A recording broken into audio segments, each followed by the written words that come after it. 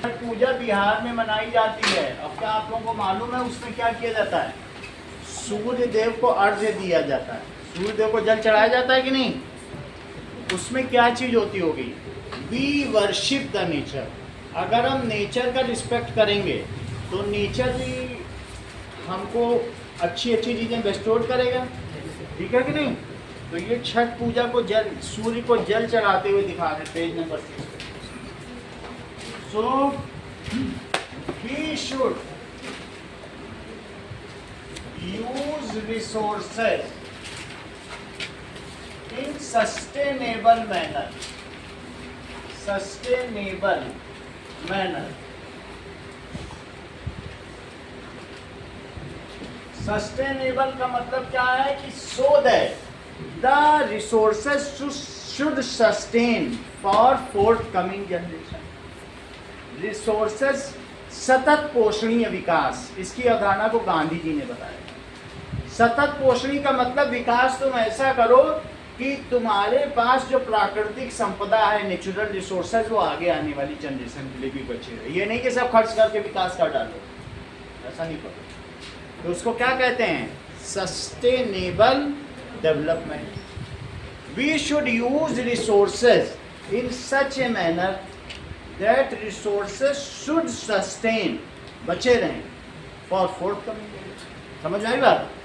We should use resources in such a manner that resources are sustained।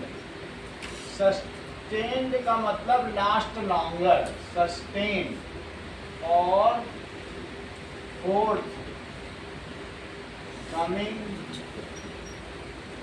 generation। It is called sustainable development।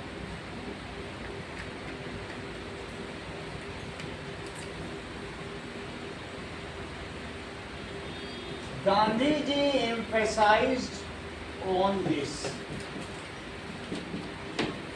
इस पर जोर दिया था उन्होंने, ऑन सस्टेनेबल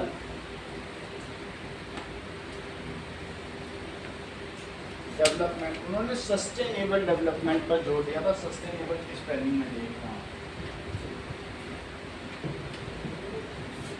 सस्टेनेबल डेवलपमेंट आई आएगा, ठीक है? That is sustainable development।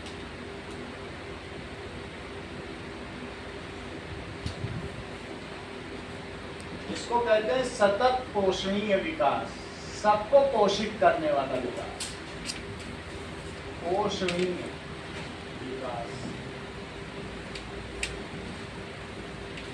अच्छा, कैलिफोर्निया की कहानी तो मैंने आपको पहले ही बता दी है कि वहाँ पर उन लोगों ने 5 फसलें उगाई और उनकी मिट्टी कैसी हो गई थी? मिट्टी इनफर्टाइल हो, रेत में बदल गई। और 10-10 मंजिल के घर थे वहाँ पर, बहुत बड़ा शहर था, वो रेत के गुबार उड़ने लगे ऊपर तक, तो लोगों को घर छोड़ के जाना पड़ा। तो ऐसी स्थिति में अब कैलिफोर्निया का वो एरिया घोस्ट टाउन बन गया है। घोस्ट टाउन का क्या मतलब है? कोई रहता ही नहीं है। ऐसा भी विकास मत करो कि थोड़ी देर में नेचर में तुम अपना विकास कर रहे हो, बहुत डेवलपमेंट किया, बहुत सारी मिलें खोल ली और सारा गंदा पानी फैक्ट्रियों का, केमिकल का तुम नदियों में डाल दो, तो क्या नदियों की मछलियां मर जाएंगी अगर गंदा पानी डाल दो? और अगर मछलियां मर जाएंगी तो वो पानी फिर क्या होगा? स्टैग्नेटेड हो जाएगा, सड़ जाएगा। और सड़ जाएगा तो क्या वो पानी फिर पोर्टेबल रह जाएगा, पीने योग्य? अगर पोर्टेबल नहीं रह जाएगा तो तुम्हारा ही इकोसिस्टम डेंजर में आ जाएगा। If we interfere with ecosystem then ultimately we will be endangered. हम एंडेंजर्ड एनिमल की जगह हम खुद ही खतरे में आ जाएंगे। दूसरों को तो अभी हम खतरे में डाल ही रहे हैं। कुछ तो एक्सटिंक्ट एनिमल हो गए, कुछ एंडेंजर्ड हैं, लेकिन अगर हम समय पे नहीं ध्यान देंगे then at that time we will be, ठीक है, इन फिक्स। समझ में आ गई बात दिव्या? आगे देखो, ये मुझे बताओ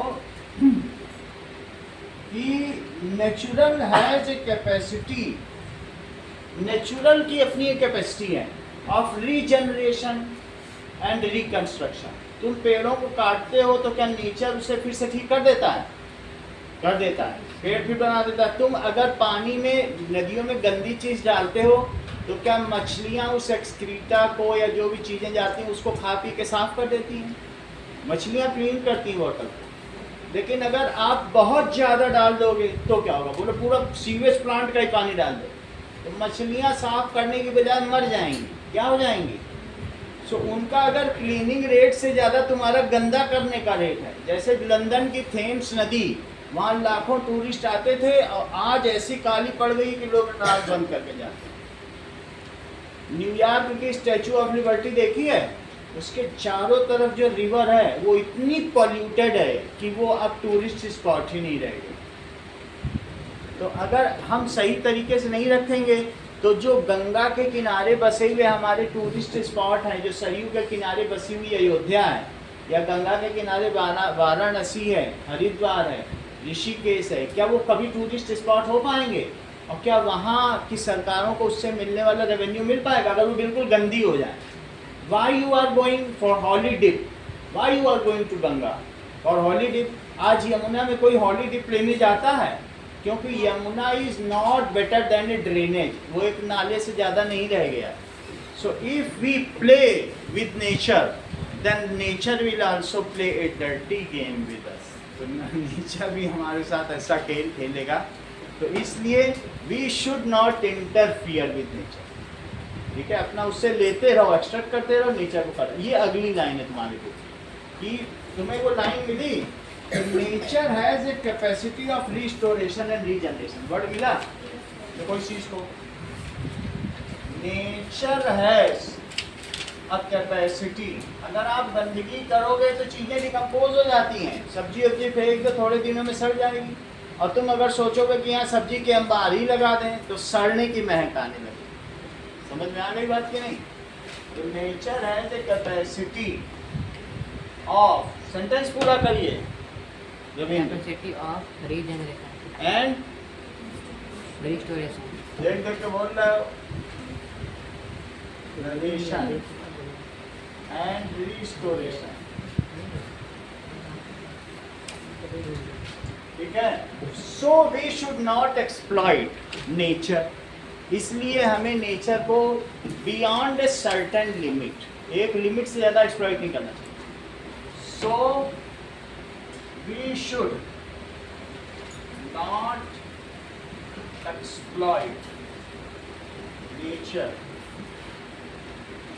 beyond a certain limit। आप यहाँ समोसा पेपर पे रख के खा लेते हो, समझ में आई बात कि नहीं? लेकिन अमेरिका के लोग ऐसा नहीं करते हैं। उनके लिए बड़ा बैग आता है, फिर उसके अंदर डिब्बे आते हैं, फिर रैपर आता है, फिर बटर पेपर आता है, तब उसके अंदर समोसा रहेगा, फिर चटनी रहेगी। वो हमसे 10 गुना ज़्यादा वेस्ट क्रिएट करते हैं। समझ में आया? और यहाँ पे लोग क्या, कागज़ के टुकड़े पे ही रख के समोसा खा जाते हैं। ऐसा होता है कि नहीं होता है? So we create less wastage. जो वेस्ट क्रिएशन है यहाँ का, जबकि हमारी पॉपुलेशन उनसे उनकी 36 करोड़ है और हम 136 करोड़ है, 6 गुनी ज़्यादा है।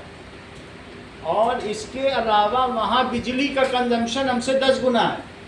वो अगर यहाँ बैठे हैं तो वो अपने गैलरी का भी ऐसी चलाएंगे कि अगर हमको वॉशरूम जाना पड़े तो वहाँ कहीं ठंड न लग जाए।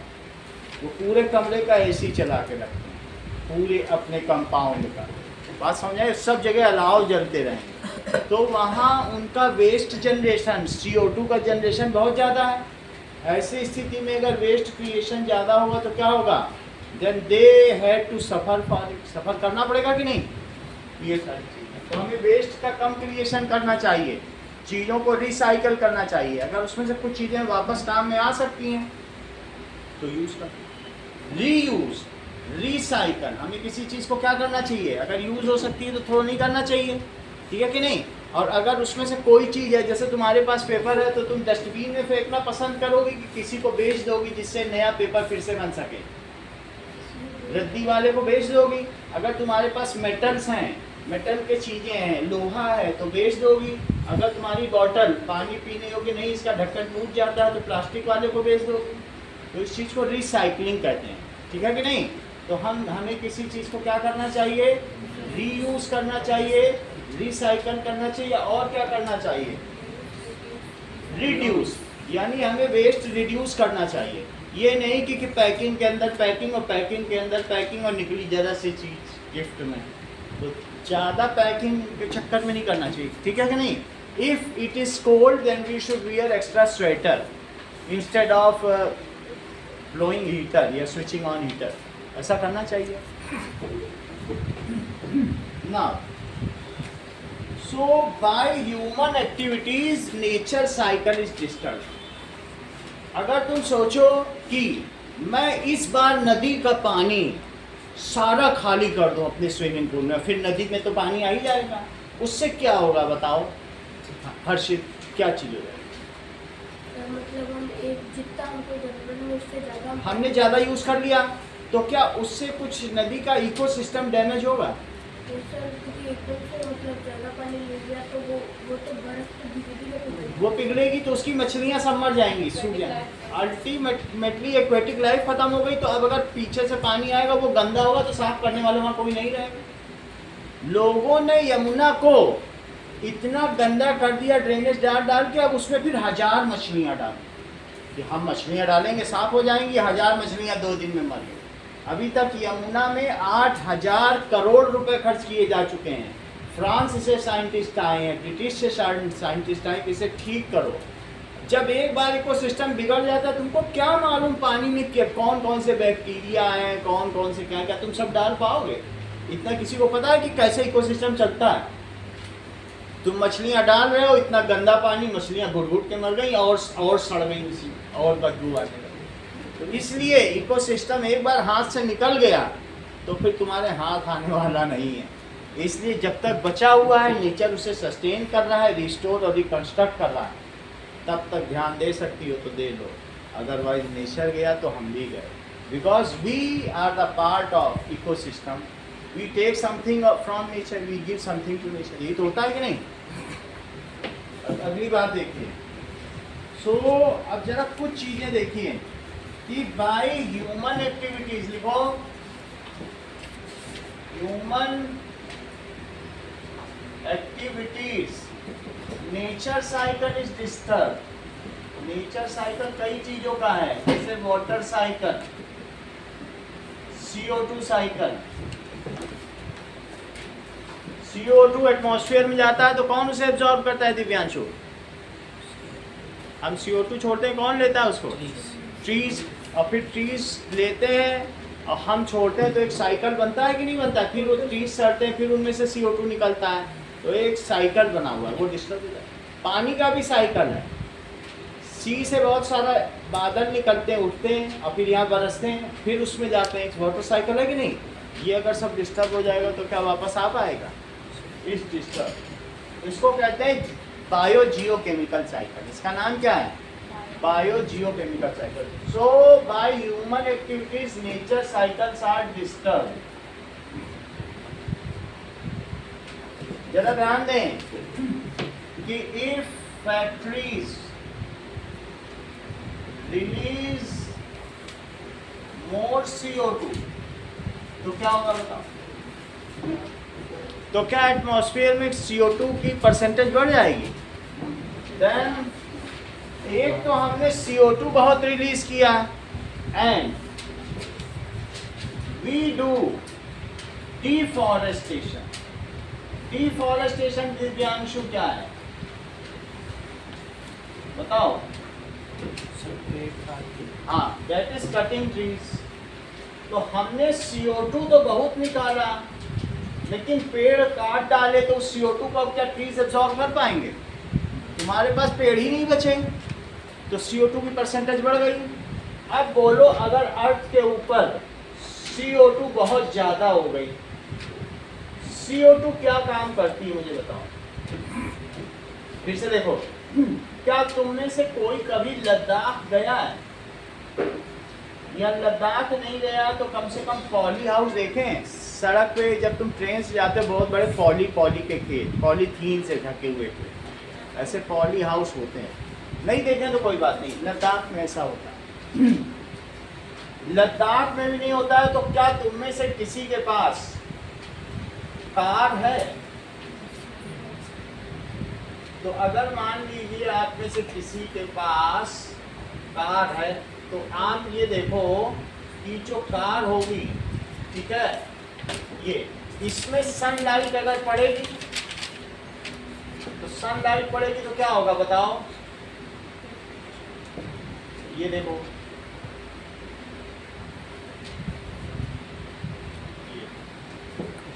ये सनलाइट अगर इस पे पड़ेगी तो क्या अंदर ही अंदर घूमती रहेगी और ये बिल्कुल गर्म हो जाएगी। ग्लास के अंदर जब सनलाइट पड़ती है तो बाहर नहीं निकल पाती, कार बिल्कुल गर्म हो जाती है।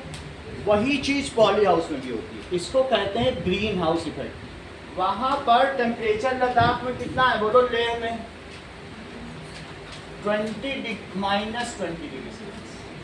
क्या -20 डिग्री सेल्सियस पे पेड़ उगेंगे? कभी नहीं उगेंगे। लेकिन हमने पॉली हाउस में पेड़ उगा दिए और इसमें सनलाइट आई और अंदर ही अंदर वैसे ही घूमती रही जैसे कार में घूमती है, तो क्या ये गर्म बना रहेगा? और गर्म बना रहेगा तो उसमें गोभी वोभी सब, गाजर सब उगती है।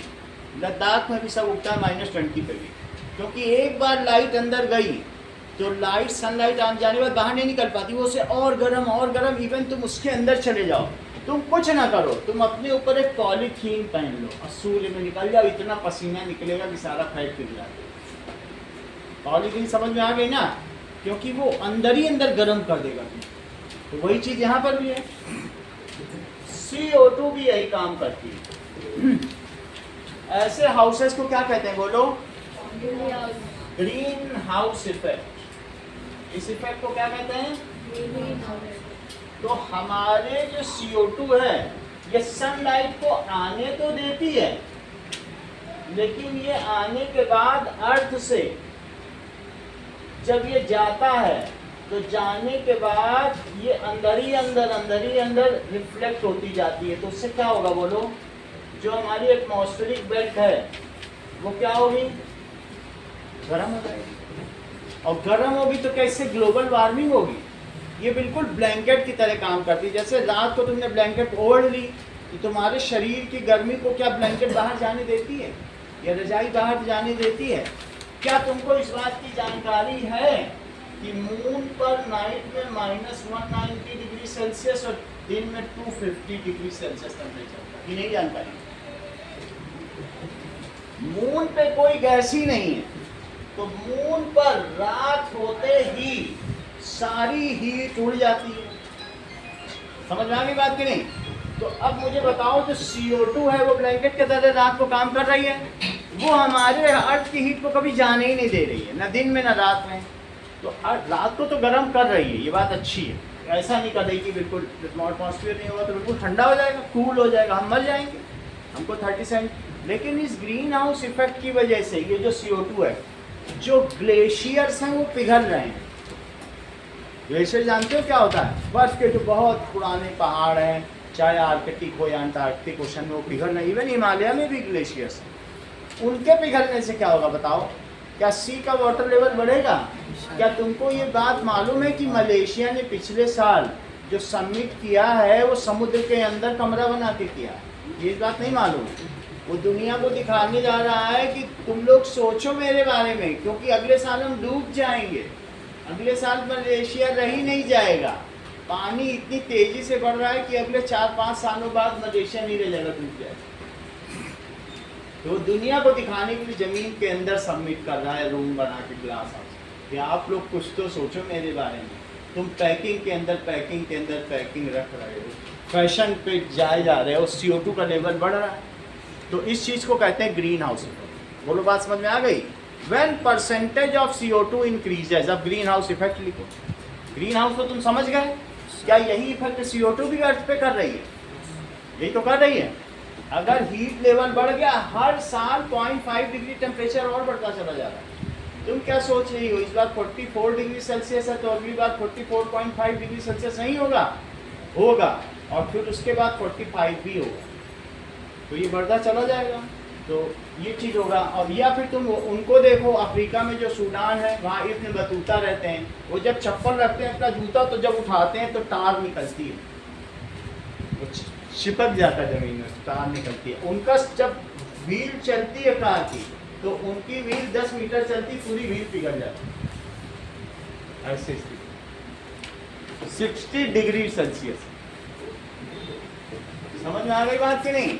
अगर वहां पर तुम आलू रख दो पानी में, तुमको चूल्हे पे चढ़ाने की जरूरत नहीं, अपने आप 2 घंटे में पक जाएगा, काट के मजे से खाओ। सही है? तो इस चीज को कहते हैं green house effect. Green house effect तुमको समझ में आ गया? देखो सर, जो मून पे 250 डिग्री सेल्सियस जो टेम्परेचर है, वो मतलब अगर वो इंडिया वाली साइड जब सनराइज पड़ेगा तब का है या फिर बैक साइड में? जब भी सन आएगा तो ये सारी गैसेस, एटमॉस्फेयर हमको स्क्रीन भी करता है। अगर एटमॉस्फेयर में एक लेयर है, ओजोन की लेयर है, ये सब है ऊपर में, वो अगर है, समझ में आ गई बात कि नहीं? ओजोन की लेयर है, तो उसके बाद वो हमको बचाती भी है। एटमॉस्फेयर ना हो तो सन की सीधी रेज हमारे ऊपर पड़े और 250 डिग्री सेल्सियस हो जाए। लेकिन एटमॉस्फेयर हमारी स्क्रीनिंग तो कर रहा है, लेकिन रात को हमारे अंदर वार्मथ भी बढ़ा रहा है, वो बाहर नहीं जाने दे रहा है। इसीलिए लगातार धरती गर्म होती जा रही है, और धरती के अंदर का निकल और आयरन पिघलता जा रहा है। तभी तो ज्वालामुखी बनते हैं। ज्वालामुखी क्यों बनते हैं? क्योंकि वो हीट अर्थ के अंदर जाती जा रही है, और अंदर जाते जाते मेल्ट हो रही है। कोई मामूली चीज़ अर्थ मेल्ट हो रही है, लगातार बढ़ता चल रहा है। और तुम देख लो, जब वॉल्केनिक एरप्शन होता है, कितना कुछ निकलता है, आग निकलती, कहाँ से आ रही हुई यार? तो खुद गर्म है, उस सन से आ रही, अंदर जाती है। और बात समझ में आ गई कि नहीं? चलिए, इतनी बात समझ आ गई। मैं 2 मिनट में आता हूँ। इस डायग्राम को बना लिया, सब बनाओ।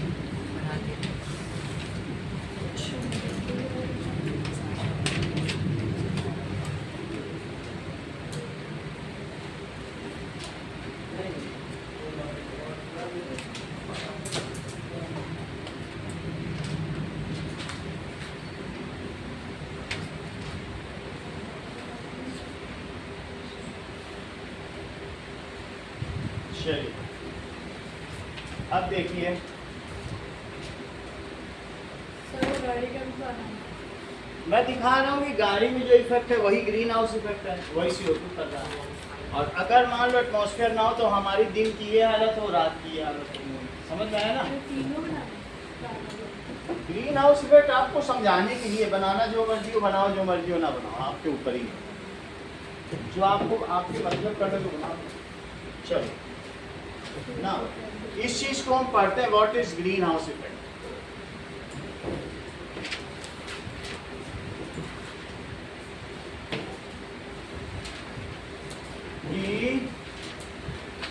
इन माउंटेन रीजन्स क्या होता है?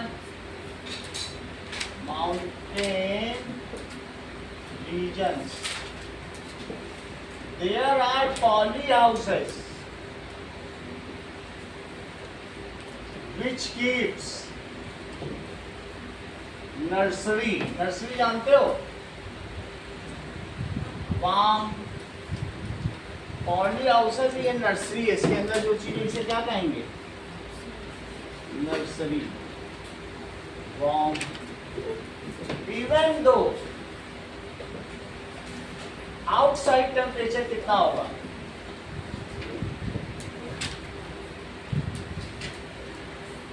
Is -20 degree. बाहर बर्फ है, लेकिन अंदर का टेम्परेचर 15 से 17 डिग्री सेल्सियस। देख लो, ये बात समझ आ गई? This is greenhouse effect. ये कौन सा इफेक्ट है? This is greenhouse effect. अब देखो, ग्रीन हाउस इफेक्ट। अब लिखो ग्लोबल वार्मिंग। ग्लोबल वार्मिंग क्या होती है? When emission of CO2 is more by factories is more हमारे एटमॉस्फेयर में जो CO2 का परसेंटेज है वो 0.25% है, बहुत कम है, 1% से भी कम। 1% भी नहीं है ना ये, 1 होता तो इधर होता, लेकिन इसमें 0.05 भी बढ़ जाएगा तो हालत खराब हो जाएगी, इतना डेलिकेट परसेंटेज है। सो इज मोर देन, क्या होगा बताओ, then it causes greenhouse effect. इससे क्या हो जाएगा, वही इफेक्ट होगा जो इसके अंदर हो रहा है, it causes greenhouse effect.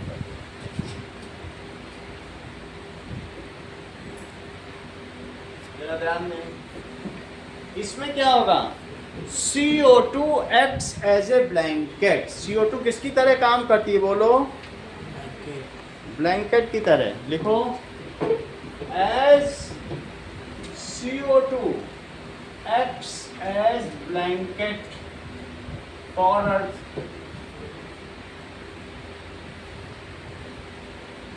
it allows sunlight, sun rays to enter on Earth, but does not allow it to go out।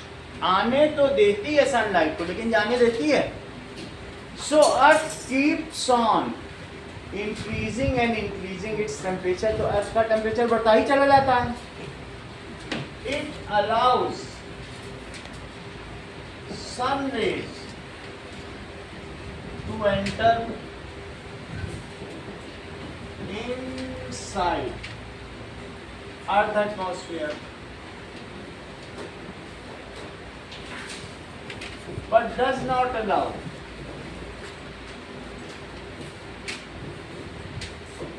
it to escape। escape का मतलब वापस नहीं जाने देते।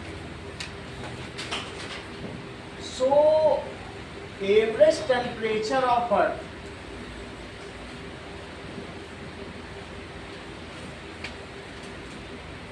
Offer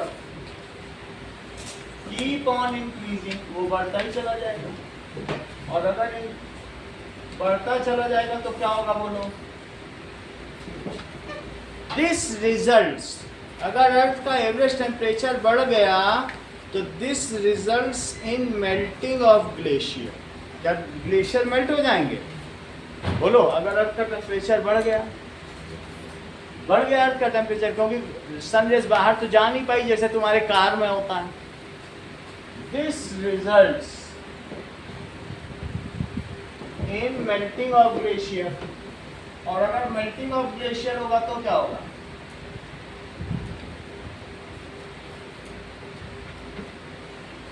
so water, sea water level increases and coastal area will submerged into water. डूब नहीं जाएंगे, बम्बई डूब जाएगा, बम्बई भी 0.5 मीटर ऊपर है समुद्र से, उसको डूबने में ज़्यादा समय नहीं लगेगा। और हीरो हीरोइन ही डूब गए तो पिक्चर किसकी देखोगे, बोलो, फिर लाइफ, कोई लाइफ रह जाएगी। चलो, melting of glacier and rise of sea level and rise of sea level. Sea level होगा, फिर क्या होगा, पानी का स्तर ऊंचा उठा सी का, क्योंकि ग्लेशियर पिघल गया। फिर क्या होगा, now coastal area will get submerge. Submerge का मतलब डूब जाए।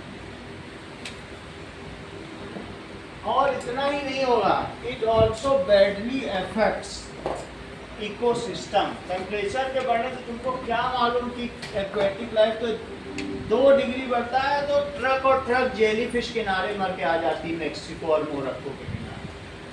2 डिग्री मछलियों की हालत खराब हो जाती है। जरा चेक करो, that is melting of glacier.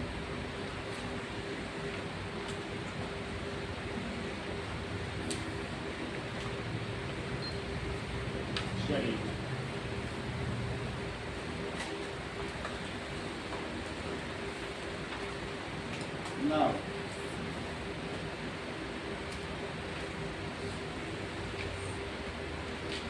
Melting of glacier.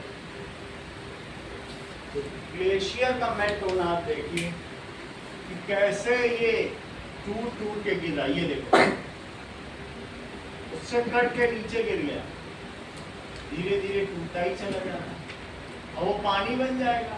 बड़े बड़े ग्लेशियर, ये देखो गिरता हुआ, देख रहे हो कैसे गिर रहा है। ये देखो,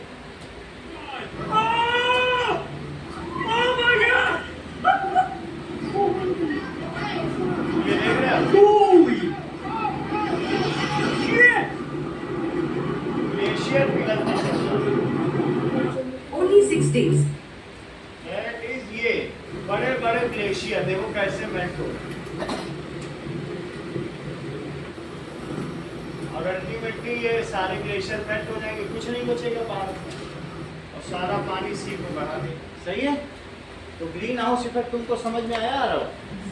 अब अगली चीज देखो, इस चीज को लिखा गया है, यही है ultimately this has implications of water security are melting at a rate faster. इसी की लास्ट लाइन पढ़ो, छठ पूजा के नीचे वाले में लास्ट नाम। तो ये वाटर लेवल बढ़ता चला जा रहा है, ठीक है। एंड जितना उस पे आता है पानी बारिश का, स्नो, उससे ज़्यादा तेजी से वो पिघल रहा है। देखो तुमको ये बात तो मालूम है कि स्नोफॉल होती है हिमालय पे, लेकिन अगर उससे तेजी से ग्लेशियर पिघल जाएंगे तो फिर क्या होगा, अल्टीमेटली वहाँ कुछ नहीं बचेगा। ठीक है कि नहीं। तो ये चिंता की बात है। फिर अल्टीमेटली गंगा भी सूख जाएगी। सारा ग्लेशियर हिमालय का पिघल के बह गया एक बार में टेम्परेचर बढ़ने से, तो क्या अगली बार जितना स्नोफॉल होगा वो तो तुरंत ही पिघल जाएगा। तुम्हें आधा महीने गंगा में पानी मिलेगा, बाकी सूखी रहेगी। अब जरा आप अगले इस पे डोंट मिस आउट पे आप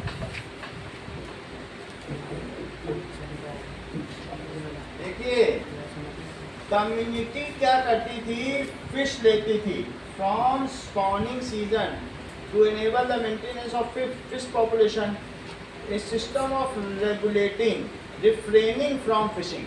अच्छा बताओ, क्या तुम्हें ये बात मालूम है कि बारिश के समय में मछलियाँ लार्वा छोड़ती हैं।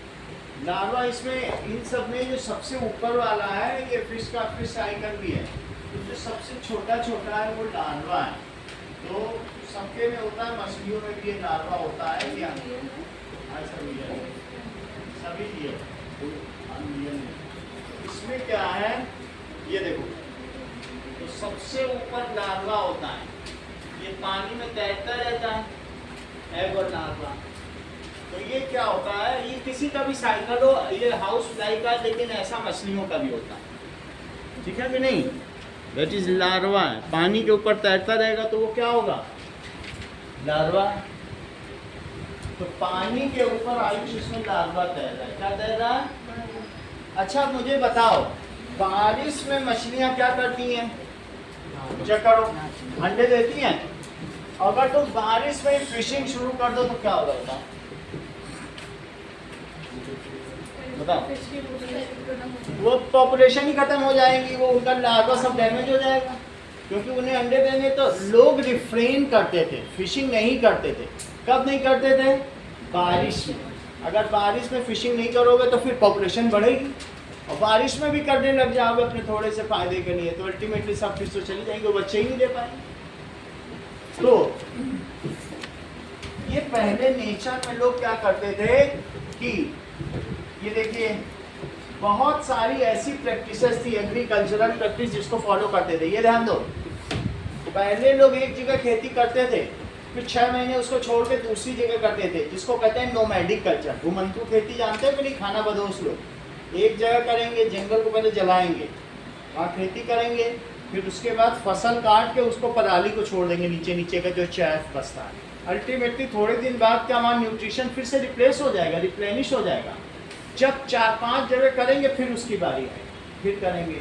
और अगर तुम एक ही जगह खेती करते रहे तो वहाँ की ज़मीन का क्या सारा न्यूट्रिएंट्स खिंच जाएगा, और खिंच जाएगा तो वहाँ की ज़मीन इनफर्टाइल हो जाएगी। Earlier people were having good practices जो सस्टेन कर सकती थी, but now as the population has increased, so we do not adopt sustainable culture. सही है। आगे की बात देखो, तो इस तरीके से जो एक्वेटिक लाइफ है उसका इम्बैलेंस खत्म होता जा रहा है, हम अपनी ट्रेडिशनल प्रैक्टिस को खत्म करते जा रहे हैं। अच्छा, ये तुम अगले डायग्राम में 1.10 में दृष्टि क्या देख रही हो, मुझे भी बताओ। सर ये इंडस्ट्री से जो ओपन वेस्ट है वो डिस्पोज हो रहा है, किसमें डिस्पोज हो रहा है? रिवर में विदाउट प्रॉपर। अगर प्रॉपर ट्रीटमेंट नहीं करोगे, सीवेज ट्रीटमेंट नहीं करोगे या इंडस्ट्रियल का केमिकल ट्रीटमेंट नहीं करोगे, ऐसे ही रिवर में डाल दोगे तो उससे क्या होगा, बोलो आ रहा हो। रिवर पॉल्यूट होने से क्या होगा? मछलियाँ अगर मर जाएंगी तो वो पानी कभी क्लीन कर पाएंगी? वैसे भी मछलियाँ केमिकल को तो क्लीन कर ही नहीं सकती, वो ह्यूमन एक्सक्रीटा या एनिमल एक्सक्रीटा तक को क्लीन कर सकती है ऑर्गेनिक मेथड, लेकिन केमिकल डाल दोगे तब तो मर ही जाएंगे। और ऐसे में अगर रिवर पॉल्यूट हो गई तो तुमको पोर्टेबल वाटर कहाँ मिलेगा? सी में तो ये है, तो अच्छा है कि इंडिया में ड्रेनेज सिस्टम है और तुम एक एक करके रिवर पॉल्यूट करते जा रहे हो। तो अगर मछलियाँ एक बार मर गई तो यमुना वाला हाल होगा। हर साल 8,000 करोड़ रुपए केजरीवाल सरकार खर्च करती थी और अब बीजेपी सरकार खर्च कर रही है, यमुना का कुछ नहीं कर पा रही, वो अभी भी नाले का नाला है।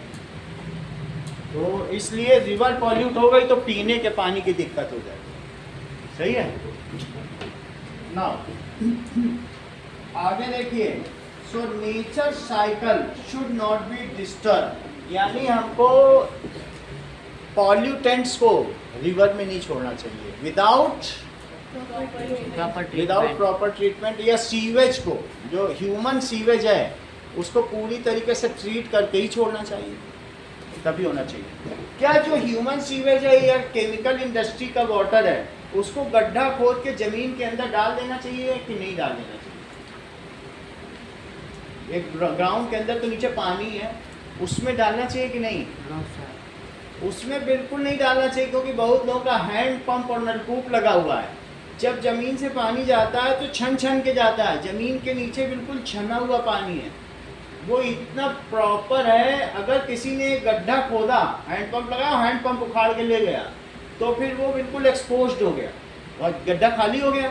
ऐसी स्थिति में अगर कभी बारिश आएगी तो पूरे शहर का गंदा पानी उसी से नीचे चला जाएगा, और जो तुम्हारा फिल्टर्ड वाटर उसको क्या कर देगा, गंदा कर देगा। अगर किसी ने भी ऐसा कर दिया, और कुछ लोगों ने ऐसा किया है कि वो रिवर में ना डाल के वहीं अपने फैक्ट्री के अंदर गड्ढा खोद के ज़मीन में डाल दिए, और वहाँ के आसपास के लोगों को सफ़ेद दाग हो गए, आर्सेनिक की वजह से हज़ारों लोगों की मौत हो गई है, उनको फिर फांसी की सजा। ज़मीन के अंदर नहीं डालना, ज़मीन के अंदर डाल दोगे तो अंदर पीने का पानी वही खराब है।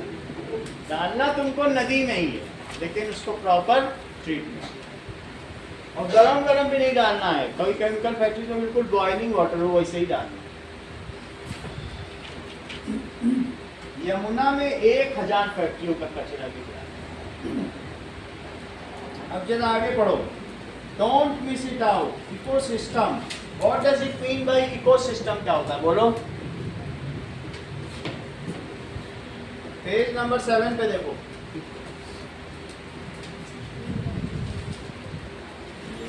ठीक है। वेरियस जो एनिमेट एंड इनएनिमेट ऑब्जेक्ट्स हैं या living and non living things हैं, they exchange matter with each other. हम नेचर से कुछ चीज़ें लेते हैं और नेचर को कुछ चीज़ें देते भी हैं, सही है कि नहीं? नेचर सपोर्ट है, हमारा सपोर्ट ऑफ लाइफ है। तो और सब एक के ऊपर एक फूड चेन भी बनी हुई है। जैसे मेढक को सांप खाता है तो सांप को मोर खाता है, मेढक मच्छर को खाता है, और मच्छर किसको खाता है रविंद्र? सीड को। तो इस तरीके से फूड चेन बनी हुई। अगर बीच में से किसी को भी निकाल दोगे तो इकोसिस्टम डिस्टर्ब हो जाएगा। तो इकोसिस्टम का मतलब है balance between living and non living thing which exchange matter with each other. अगर मान लो हवा, पानी, ये सब हटा दिया जाए, इकोसिस्टम के 2 कंपोनेंट हैं। कौन कौन से कंपोनेंट है बताओ? इकोसिस्टम, बहुत अच्छा। तुम पहले से कैसे मालूम है? इकोसिस्टम का मतलब है पारिस्थितिकी तंत्र। पारिस्थितिकी तंत्र, इसका मतलब क्या है? जैसे पॉन्ड एक इकोसिस्टम, पॉन्ड को अगर बाहर कुछ न मिले किसी से तो भी सनलाइट से वो खूब चल सकता है। उसके अंदर की ecosystem is a independent working system. In which various components, pond के अंदर क्या बड़ी मछली, छोटी मछली और बहुत लार्वा भी है क्या, छोटे छोटे अंडे भी हैं, वो आपस में एक दूसरे को खाते पीते रहेंगे। और क्या पॉन्ड्स के अंदर छोटे छोटे हरे हरे पेड़ भी उगे हुए होंगे, होंगे ही, अमीबा भी होगा, पैरामीशियम भी होगा, सब कुछ होगा। तो पॉन्ड अपने आप में एक इकोसिस्टम है, वो इंडिपेंडेंटली रन करता है। समझ में आया? क्या फॉरेस्ट एक इकोसिस्टम है? फॉरेस्ट को अगर तुम चारों तरफ से दीवार भी बना दो तब भी फॉरेस्ट सालों जिंदा रहेगा, सनलाइट मिलती रहे बस। क्या डेजर्ट एक इकोसिस्टम है? डेजर्ट में भी ऐसे इकोसिस्टम चलता है। बोलो बात समझ में आ रही कि नहीं? हर चीज एक इकोसिस्टम है। और कई कई जगह बहुत बड़े बड़े जंगल होते हैं, वो भी इकोसिस्टम होते हैं। इवन तुम्हारा फिश एक्वेरियम भी इकोसिस्टम है। फिश एक्वेरियम कैसा इकोसिस्टम है? Man made ecosystem. वो उतना सस्टेनेबल नहीं है। तुमने एक दिन दाना नहीं डाला, मछली मर जाएगी। तो कुछ इकोसिस्टम नेचुरल इकोसिस्टम होते हैं। बताओ, जो तुम्हारे घर के पास में पार्क है, वो मैन मेड इकोसिस्टम है कि नेचुरल इकोसिस्टम है? क्योंकि उसमें तुमको पानी भी देना है। तुम्हारा गमला भी एक इकोसिस्टम है, उसमें भी कई तरीके के बैक्टीरिया, कीड़े मकोड़े होते होंगे, लेकिन उसमें तुम्हें देना पड़ेगा। जू कैसा इकोसिस्टम है? मैन मेड इकोसिस्टम है। लेकिन माउंटेनियस रेंज कैसा इकोसिस्टम है? वो नेचुरल है, वहाँ अपने आप काम चलता रहेगा। तो इकोसिस्टम दो तरीके के हैं, एक मैन मेड भी होता है और एक। तो इकोसिस्टम के रविंद्र कौन से दो कंपोनेंट है? वाटर और एयर। अरे जमाई लेते रहो, मना थोड़ी कर रहा हूँ। जो मैंने बताया बताओ, इतनी देर से तो बता ही रहा हूँ 15 मिनट। अरे दो कंपोनेंट बताओ जो बताए। पॉन्ड और अभी ये आरब ने बताया था। इधर उधर की बात मत कर, ये बता कि काफिला लुटा कैसे। अभी बताया है तब भी तुम जमाई लेने में तुम बायोटिक और अबायोटिक वो बता चुका। ध्यान से सुना करो, जमाई लेते रहो, सुनते भी रहो, जमाई राजा बने रहो, बढ़िया मिठाई खाने को मिलेगी। बायोटिक का मतलब ecosystem has living component and non living component. कौन कौन सा कंपोनेंट है? Living and non living. Living component से बहुत कुछ आ जाएगा। जैसे तुम बहुतों से बहुत कुछ लेती हो, तुम एक पॉपुलेशन हो। कौन सी पॉपुलेशन हो दिव्या? Human population. लेकिन क्या तुमको गाय से मतलब नहीं है? वहाँ से दूध नहीं लेना है। बहुत सारे तुम और भी कम्युनिटी हैं जो तुमसे इंटरेक्ट करती है। वो मच्छर भी कम्युनिटी है जो तुम्हारा खून पीता है। वो खटमल भी कम्युनिटी है। वो जो बालों में लाइस है वो भी कम्युनिटी है, जू।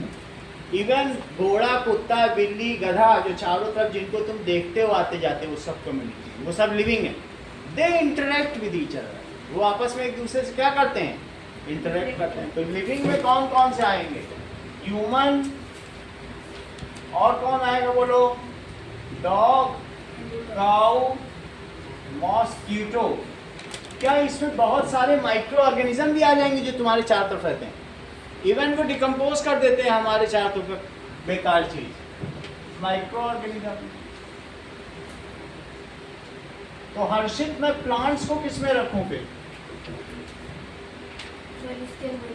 इसी के अंदर। वो प्लांट्स भी जो हम खाते हैं वो भी इसके अंदर आएंगे। तो फिर एयर, वाटर, सॉइल को किस में रखूं? इसमें रखूं। तो ecosystem on the basis of living and non living nature, it is biotic and abiotic. Ecosystem के दो और भी प्रकार हैं, वो कौन कौन से हैं? इकोसिस्टम के दो प्रकार और से, एक नेचुरल है और दूसरा कौन सा है? Man made. Ayush, man made के 3 एग्जांपल बताओ। बहुत अच्छा आज बता रहे हो। अच्छा, मैं सोच रहा था तुम बता नहीं पाओगे। Fish aquarium. हाँ, वही तो वो भी बता रहा। इतने ध्यान से वो सुन रहा था, आज ये छा गया। इसी से पूछा जाएगा। नेचुरल के भी 3 बताओ। बहुत अच्छा, ये तो हर चीज जानता है। भी बताओ। लेकिन इसे इतना कैसे पता? अभी तो 2-3 दिन पहले आया। फॉरेस्ट, पॉन्ड और माउंटेन, डेजर्ट। इकोसिस्टम के और भी 2 प्रकार हैं। एक है एक्वेटिक इकोसिस्टम और एक है टेरेस्ट्रियल। जमीन का हो तो टेरेस्ट्रियल, ये टेरेन है, इसको क्या कहते हैं। और एक है एक्वेटिक, पानी में भी तो होता है, पॉन्ड में, रिवर में, सी में, ओशन में नहीं होता है। तो दो तरीके के हैं, एक लिखो एक्वेटिक और दूसरा क्या लिखोगे, टेरेस्ट्रियल। महावीर, टेरेस्ट्रियल के कुछ एग्जाम्पल बताओ। हर्षित, दिव्यांशु। टेरेस्ट्रियल का मतलब स्थलीय और एक होता है जलीय। हाँ बोलो। फॉरेस्ट, डेजर्ट, जमीन पर जो हो। महावीर क्यों नहीं बताया ये किसी ने? क्या ये समझ नहीं पाता नॉर्मल चीजें। हाँ एक और बताओ। हाँ महावीर, एक्वेटिक के बताओ। हाँ रिवर और बोलो, पॉन्ड और बोलो।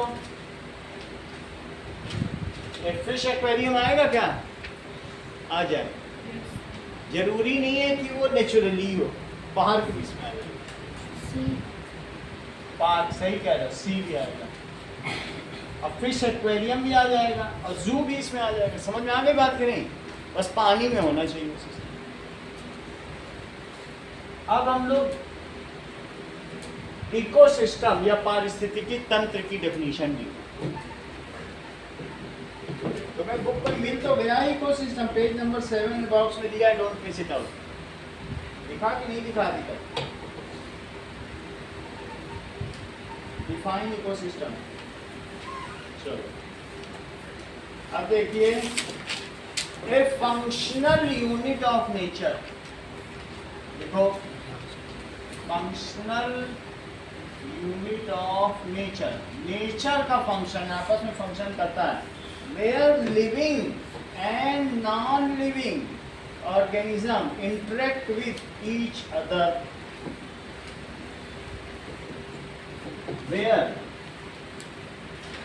living में एनिमल्स आएगा, प्लांट्स आएंगे, माइक्रो ऑर्गेनिज्म आएंगे।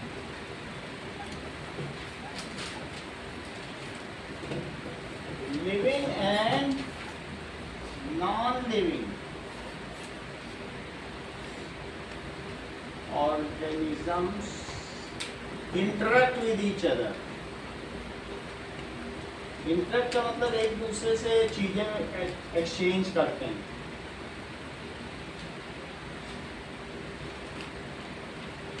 ऐसा करते हैं, ठीक है। And are self-sustaining, और क्या लंबे समय तक जीवित रह सकते हैं। जैसे फॉरेस्ट के चारों ओर तुम बाड़ लगा दो तो क्या वो फॉरेस्ट मर जाएगा? नहीं मरेगा, फॉरेस्ट जिंदा रह जाएगा। समझ में आ गई बात? क्या नहीं, खुद सस्टेन करना उसे ये हो सकता। चलिए, अब जबकि तुम इकोसिस्टम समझ चुके हो तो जो nature provides human various ecosystem services, उसी में सेंटेंस पढ़ो। इकोसिस्टम सर्विसेज कहीं वर्ड लिखा है। सो नेचर प्रोवाइड्स, क्या क्या प्रोवाइड्स करता है? वाटर, ड्रिंकिंग वाटर देता है क्या? Drinking water. Land for living, जमीन ना होती तो कैसे रहते? क्या हवा में उड़ते? लैंड फॉर लिविंग भी देता है और एयर फॉर ब्रीदिंग भी दे रहा है क्या? Air to breathe. इस तरीके से फूड फॉर ईटिंग भी दे रहा है क्या? दे ही रहा, नेचर ही तो दे रहा। फूड टू, हाँ बोलो, बोलिए बोलिए। सर, इकोसिस्टम के डेफिनेशन में सेकंड वर्ड क्या लिखा है? इकोसिस्टम में लिखा है कि ए फंक्शनल यूनिट ऑफ नेचर, क्रियाशील। फंक्शनल का क्या मतलब है? सक्रिय। फंक्शनल यूनिट जो फंक्शन करती हो, ये नहीं कि रख दिया डिब्बे में बंद करके वो डेड हो, वैसा नहीं। ऐसी यूनिट जो काम करे तो उसको क्या कहेंगे? Functional unit. बोलो, बात समझ में आ गई? ठीक है, जो आपस में काम करें। और इसको क्या कहते हैं? दिव्यांशु बता देगा। Ecosystem ecosystem services. It is called, book में देख लो, it is called ecosystem services. ये चीज है। नाउ ए मैच्योर ट्री, बताओ कितने लीटर ऑक्सीजन देता है? 275 litre of oxygen per day. और ह्यूमन कितने litre of oxygen per day consume करता है? यानी एक आदमी पे एक पेड़ तो होना ही चाहिए, तभी हम जिंदा रहते हैं। दो तो होने ही चाहिए। सो ए मैच्योर ट्री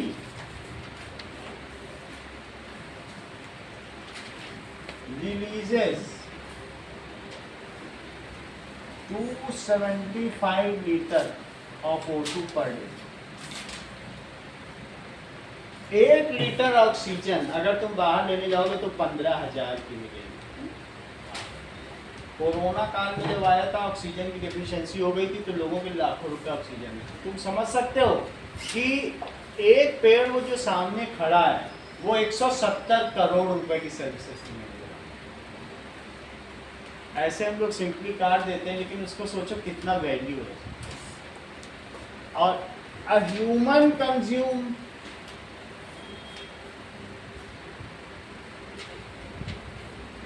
कितना करेगा? 350 litre of O2 per day. तो नेचर हमें जो सर्विस दे रहा है, क्या तुम उसकी कीमत पता कर सकते हो कि वो इनवैल्यूएबल है, बेशकीमती है ना? आगे देखो, अगले पेज पे आओ। हम लोगों ने नॉन रिन्यूएबल रिसोर्सेज तो पढ़ लिया है। मैंने तुमको कोल का फॉर्मेशन बता दिया है। नॉन रिन्यूएबल क्या? अगले पेज पे पढ़ लो, मालूम है ना? If the resources are once consumed then they will not be renewed in the near future। अगर तुमने फॉसिल फ्यूल कोयला खत्म कर दिया तो 300 मिलियन ईयर्स में बना है, तो क्या फिर से अगले 50 साल में बना पाओगे? तो नहीं बन पाएगा। तो ऐसी स्थिति में ऐसे resources which are made in millions of years and if get consumed या get exhausted will not be found in near future are called non renewable resources। समझ में आ गई बात? ये दिखाया गया है ना? चलो अब हम देखेंगे distribution of natural resources and it's implications. चलिए, now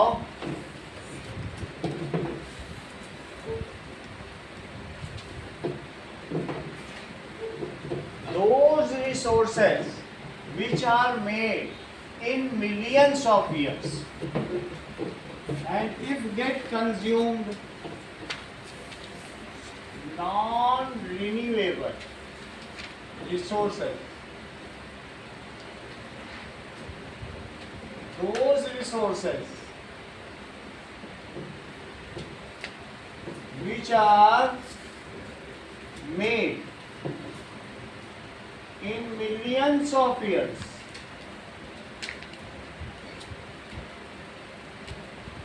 and if these get consumed will not be found in near future। एक होता है नियर फ्यूचर, एक होता है फार फ्यूचर। तो नियर फ्यूचर में तो नहीं बन पाएगा। Are called non renewable resources. These are finite या लिमिटेड इन अमाउंट। क्या बहुत ज्यादा होते हैं क्या?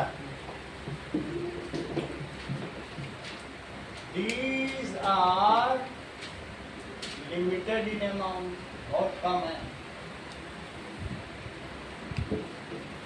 और रिन्यूएबल रिसोर्स क्या होता है?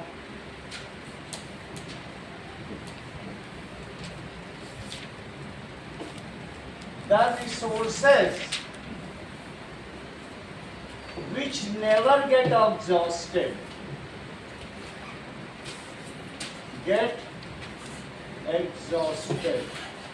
या consumed no matter at what level we use them।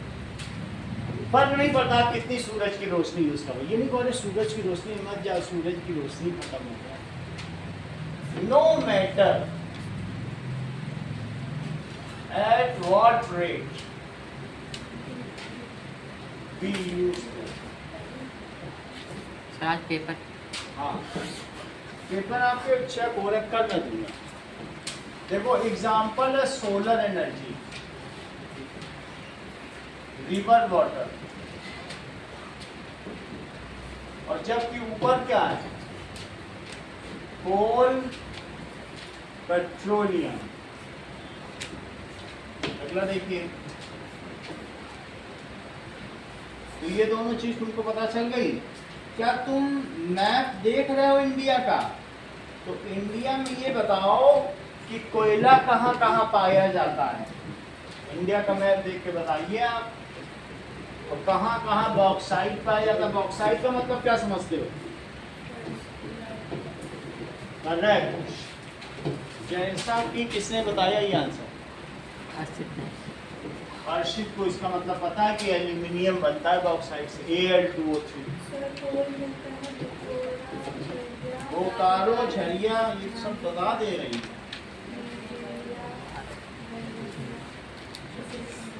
सबके 5-5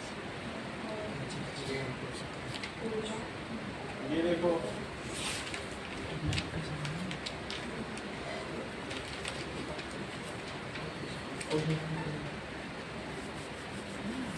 बनाना है। ये बना दे रहा हूँ आपको, मैं मैप दे दूंगा। सर आज टेस्ट होगा इसका। टेस्ट होगा तो देंगे ना। ये देखो फिर ये मैप भी बनाना है। मैप मैं दे रहा हूँ आपका।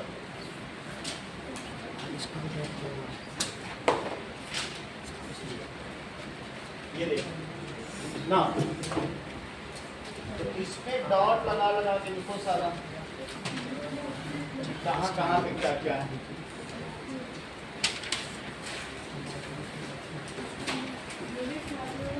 टेस्ट होगा इसका और आज। मैं एक एक करके सिखाऊंगा फिर बताऊंगा, वैसे ही इसका टेस्ट होगा आज। टेस्ट लेंगे, इसका मैप करेंगे।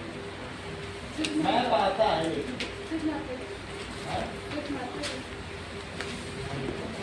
जो लेना होगा बता देंगे, आप करते जाओ। तो मिल गया पेपर। अब देखो,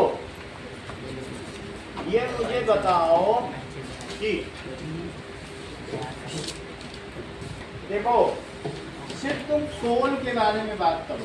कोल किसमें? नेवेली पे बनाओ, ये कोल है, और कोई चीज मत बनाना। कोल का लिखो, that is Tamil Nadu, that is Neyveli, ठीक है।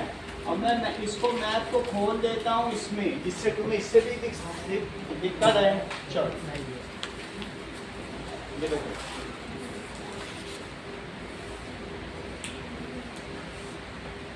Mining of coal in India. ध्यान दीजिए, इसमें देखने से तुम्हें ज्यादा समझ में आएगा। ये कहाँ पे? तमिलनाडु। अभी दिखा दे रहा है कि देखो,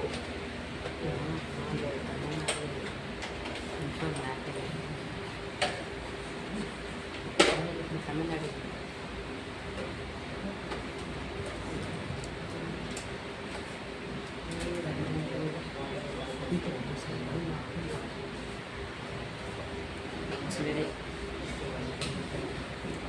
कोल माइंस इन इंडिया देखो कहाँ कहाँ पे हैं। सबसे पहले आंध्र प्रदेश, उड़ीसा इसमें नाम के साथ नहीं दिया है। तो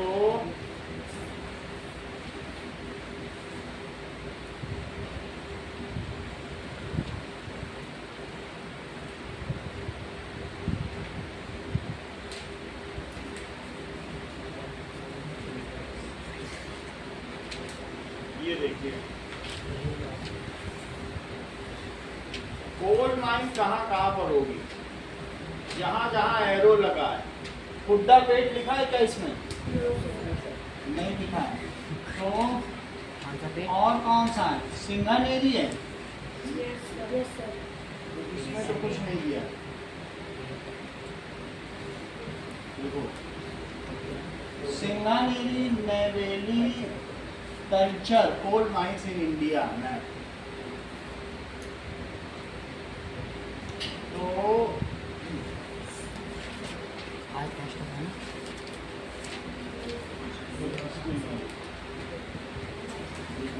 सिंगानेरी कल्चर कुछ चीजें दी है, कुछ आप इससे लो, फिर बाकी अलग से देखो।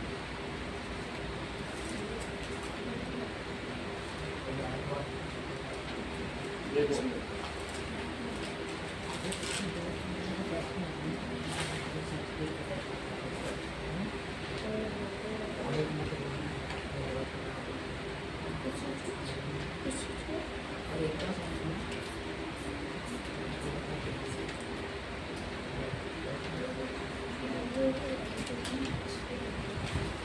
ये देखिए सिंगानेरी कहाँ पर है, किस स्टेट में? चेक करो। तमिलनाडु के ऊपर कौन सा है? That is Singareni. आंध्र प्रदेश, इसमें से तेलंगाना अलग हो गया है, लेकिन तुम सिंगानेरी को बनाओ, ठीक है? दैट इज ऑन सिंगानेरी में देखिए कहाँ पे बना हुआ है। अब मैं और चीजें देखता हूँ। Singareni in political map of India.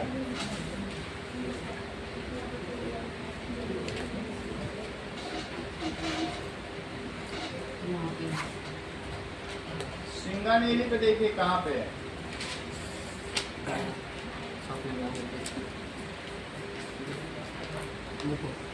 ये सिंगानेरी पता चल गया, ये मैप सही है। अब तुम लोग सिंगानेरी को वो करो, फिर कल्चर भी करो, ठीक है? सिर्फ कोल कोल का बता रहा हूँ आज आपको। सिंगानेरी मिला,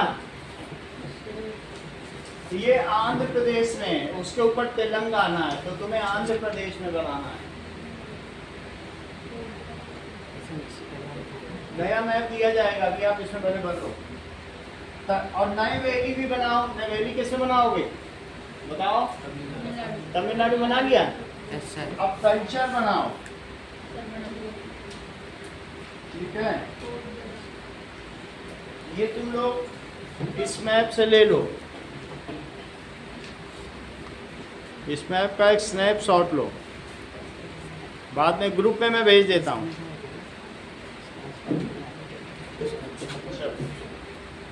तो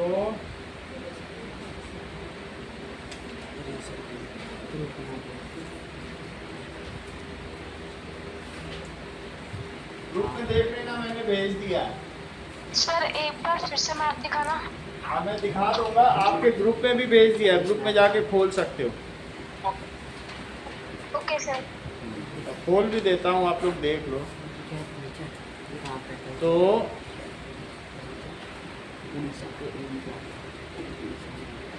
ये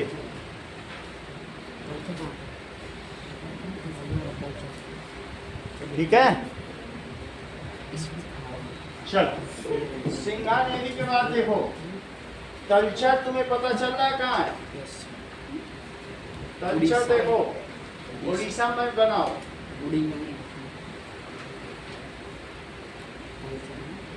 कल्चर को उड़ीसा में बनाइए।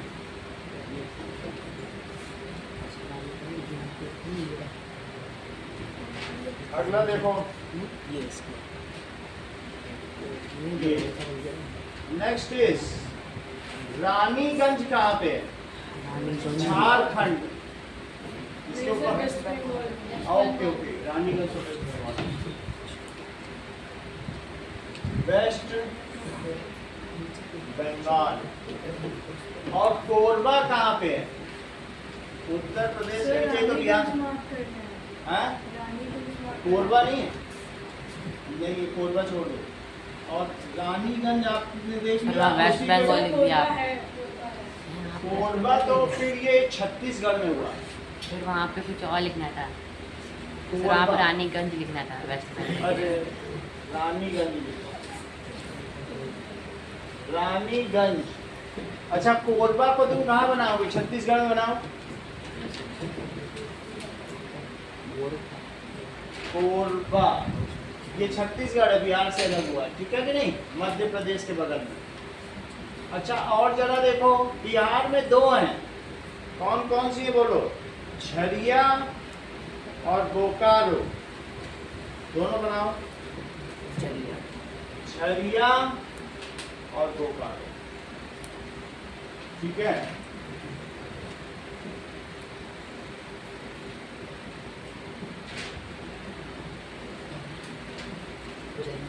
और कहीं पर भी है। सिंगरौली कहाँ पे है? मध्य प्रदेश में।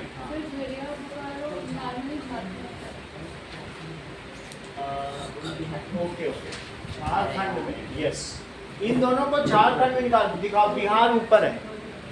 ये देखो, ये रहा बिहार, बिहार के नीचे झारखंड, ये छत्तीसगढ़, ठीक है।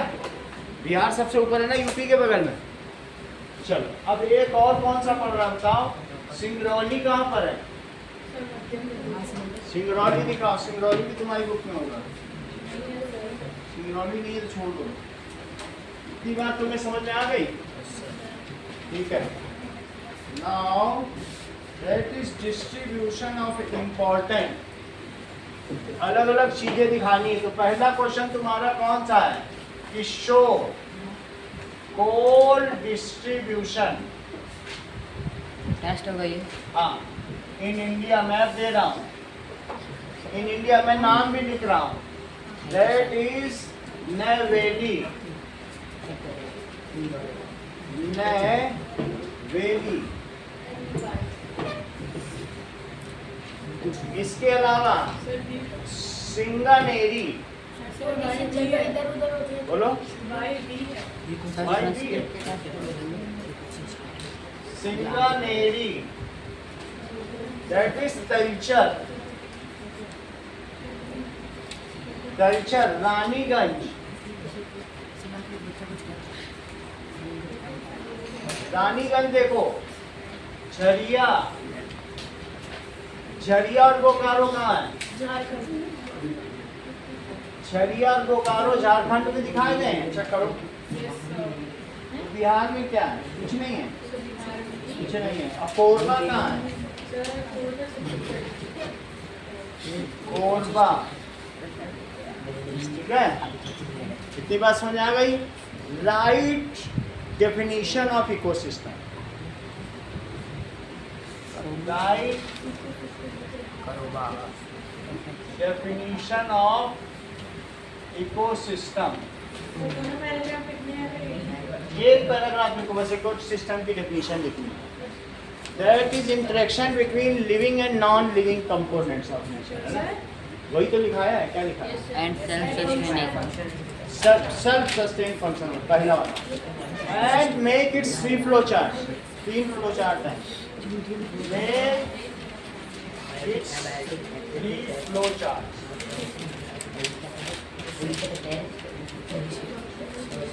What is greenhouse?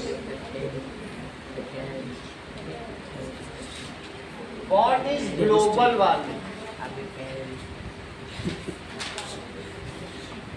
इतना और करो सर।